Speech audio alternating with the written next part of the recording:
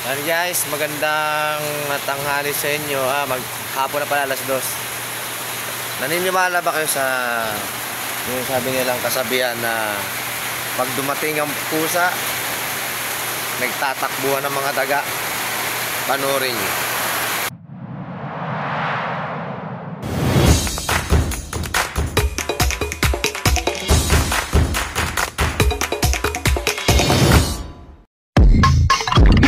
Masyado na akong malakas para sa mundo ng mga tao. Kailangan kong makapunta sa mundo ng mga halimaw. What you know about rolling down in the deep? When your brain goes numb, you can call that mental freeze. When these people talk too much, but Nakita nyo na, totoo talaga yung kasabihan, no? Kaya yung mga rider na nagtatambay dyan at parang humihingi pa ng disgrasya, pasensya na at dumating yung mga pulis na yan dahil para maiwasan din yung disgrasya tsaka ano na rin yan para bigyan din kayo ng aral. Kasi yung lugar na yan talagang alam natin maraming disgrasya na nangyayari dyan.